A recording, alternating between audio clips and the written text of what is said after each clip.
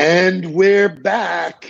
So pumped today. First of all, it's always great to have a fellow Gator on the show. All good stuff happens there. Format of the show, for those of you, it's your first time. This is my way of creating good, positive vibes every single day. So every single day we are having friends, family, celebrities, business people, entrepreneurs on to share something good. Today, I'm super excited to have my friend, my strategic partner, Bryan Shetsky, who we're doing tons of work with. And I'm so excited that Mark and I created this partnership with you. Welcome to the show, Bryan Shetsky. Tell me something good, brother. Thanks for having me, Steve. I appreciate it. And it's always great to be a Florida Gator. So I think, the main thing I'd say that's good is that, now a month into this thing, I think everyone's learned kind of how to adapt. And what we said a month ago was, we weren't going to be defined by this time in the world, and we wanted to go on offense.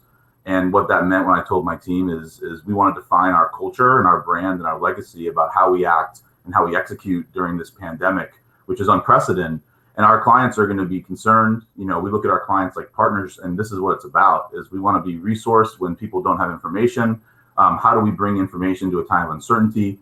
We're not on the front lines, and those people are amazing, and we don't have medical resources, but we are, able to connect brands and companies with people and make meaningful relationships through digital. And we're here to bring wins to the table and help our clients win in a time when wins aren't necessarily happening. So I told my entire company of almost 100 people that we want to define our culture. We want to define our brands by what we do right now in this moment, not by a website, even though we build them, not by a happy hour. That's not how you define culture. How you define culture is what you do for people when things are tough and how they remember you in these times. And that's what I want my team to do every day. That's incredibly well said, and certainly something I'm thrilled to share with people, because these are defining moments. These are things that you look back years from now and you say, that's how, the pivot for our company was. We came together, we did good stuff. For my audience that does not know you and should, can you tell me a little bit about you and about Lamark and the unbelievable work that you're doing and why we're so proud to be associated with you? Yeah. So Lamark's I hate to use the word agency, but I'll use it for a description. We're really a marketing partner. What we do is we help companies create manageable and tangible outcomes through digital. And so we're here to help companies gain new customers, to adjust marketing strategy, to generate more qualified leads, to upgrade and update their brand, whatever is needed to help that business grow, especially in a time like this. We've got a tremendously talented team that's focused on all these different core areas, everything from web development to creative to really where we really made our name is in performance digital. So paid search, shopping, social, Amazon, video and programmatic banners, things like that, where you're reaching customers, telling your story and driving them to convert, all the way through analytics and data science and conversion optimization, all those things. So we really look at ourselves as an extension of our clients from a marketing perspective. We can bolt on, bring a lot of resources to the table with different skill sets, all towards one common goal. I actually modeled, for anyone who's a finance brain, I modeled the business after portfolio theory, which means we move things around based on what's working, and we're not biased or subjective to the supply chain. We're here to help things happen, and whatever those channels are, they get the dollars. And so we're very. I never heard it put as portfolio theory, but from the get, when you and I sat down and started to collaborate, and then certainly when my son Mark joined the company, really escalated, the fact that you are performance-based. I've been in business 40 years. Very few people are willing to put their name, their reputation, and their money behind that promise. And certainly one of my dearest friends and probably the hardest cookie in the whole jar is my friend Warren Struhl. And you just recently started doing business with My Photo. So certainly, speaking the language of performance, can you take a minute and just sort of share with people what that actually means? Yeah, I mean, it's something measurable and it's something incremental or different, right? And so when you're looking to measure, first of all, you hear the word great. Great is consistent performance, because it's easy to have a good day or a good week, but you've got to be able to be consistent. And when things aren't working, figure out how to fix them, because not everything's perfect. It's not all sunshine and rainbows, as we all know. You've got to figure out how to pivot and make changes and make adjustments. And that's what that portfolio theory-based model does. When things aren't working, we move them. So for me, it's not so binary. Is it, sales? It's not always sales. It could be brand growth. It could be improved experience. It could be loyalty and remarketing and recurring revenue.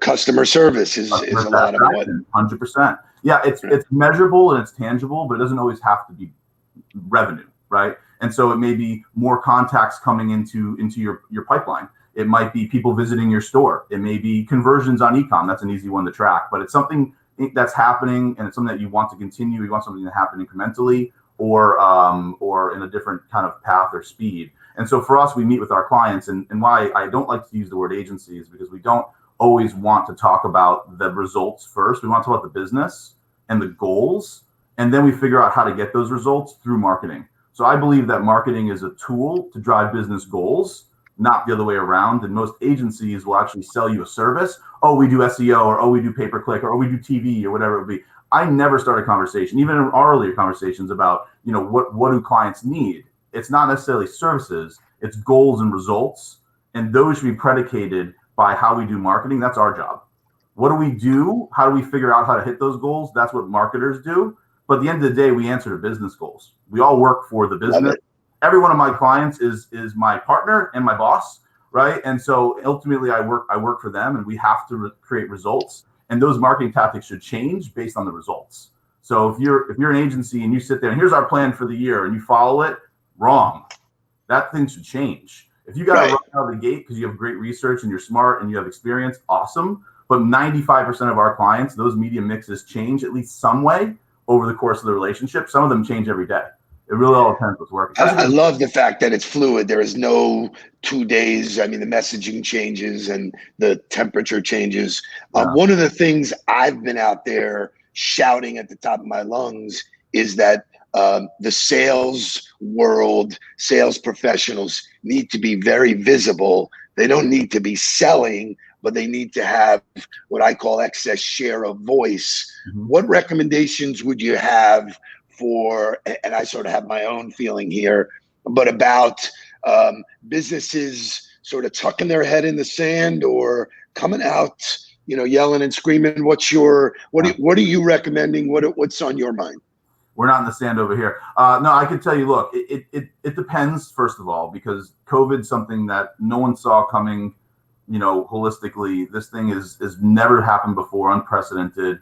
And companies are being hit with this in different ways. And I have friends, I've talked to probably 100 CEOs since this thing's happened on candid conversation between clients, friends, peers. And everyone's got a different take, right? And if some businesses literally just can't operate right now, and it's heartbreaking because no businesses are built to go to zero. It just wasn't in your recession planning. I can tell you, we've talked recession planning. We've never talked about zero. That's never been a conversation, right? It seemed unfathomable. It was absolutely out of the question that nothing would happen. Yeah. I mean, a recession means recess, right? Pullback doesn't mean zero. And so I think some companies are legitimately figuring out how to pay their employees, and they can't afford to go on offense. They can't afford to stay in market. But I would say for the majority of them, definitely stay in market. How you stay in market and what you say is extremely important during this time, but you don't want to be invisible. And even if that visibility is just as a helping hand or a voice of reason or a dependability statement,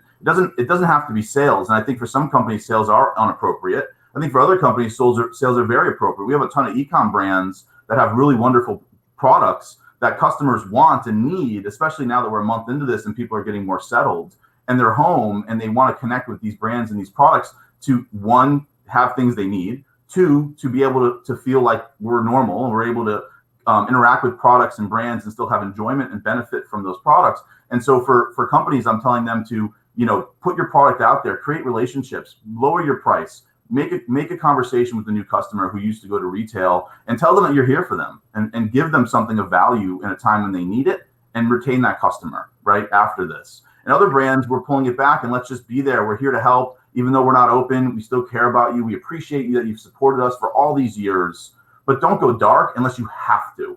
Like if you absolutely have to. But I would say stay in market, be mindful of what it is, and pivot the message to what's appropriate to today, and just be a good person, be a good brand, create a real relationship. I love that. I mean, Yeah. the human part of all of this needs to come into play. And it's interesting because our mutual friend, Andrew Koenig, who was on one of the earlier episodes of this, I actually bought patio furniture for my balcony. I'm here. I used to travel all the time. Week 3 already, I'm saying, all right, you know what? Let's get new furniture out there. Let's, spruce it up. Let's, make me feel good. They made it super, super easy to create that transaction with virtual in-store tour and, seamless delivery or touchless delivery, all of the things that great companies do. And I love the word you used, pivot. As an entrepreneur, if you get your ankle stuck in the quicksand, you're done. You're going to get blown over just by the easiest stuff. This one's harder than most, but I think people will come out stronger. So what maybe there's a success story or something you can share with us with a client that is relevant for us to take away? Yeah, I think a couple of things. So I think pivoting is the name of the game right now. Companies need to learn to adapt to this current time. It will change. And there's going to be one thing I can tell you, I'm working on something that I'm going to share with the world about this, but there's different phases of these things, right? And so in the beginning it was shock, right? And you go to the hierarchy of needs and food, shelter, water, and feeling protected and safe and what's happening, right? And people were buying 1 million, rolls of toilet paper because they didn't know what else to buy, right? And it was that shock, what's happening? When's this going to end? I don't know, right? Now that we're a month, 5 weeks for some people, 6 weeks for some people are in this, and people are starting to get more comfortable with reacting to this. Not comfortable in general. I don't think anyone's comfortable right now. No. But getting more used to this is what life is. And now you go through a next stage. You're starting to get into your home. You're getting comfortable. You're nesting. You're trying to make the nest different and spruce it up and get some activity from there and some utility from that. I think people are starting to come through and say, okay, I get what this is. No one's enjoying any part of this. It's absolutely horrible on every front. But now I know this is what it is, and this is how I can act. So there's different phases, and as this thing starts to transition back into the new normal, things are going to continue changing. I think the next 6 to 12 months, it's going to be an ever-changing market, and pivoting is going to be extremely important. Businesses are going to start opening at some point soon, or relevantly soon, but with different rules and different restrictions, and you're going to have to learn how to be successful there. I think some behaviors aren't going back to what they were. I think some behaviors are going to change forever, or at least alter, right? People are going to realize that they can do things a little differently. I think being able to continually pivot is going to be key. And how we look at it from our side, and we're offering this to all of our clients and even prospects, for your friends, people watching, call us, let's talk. We're happy to give information without asking you for anything.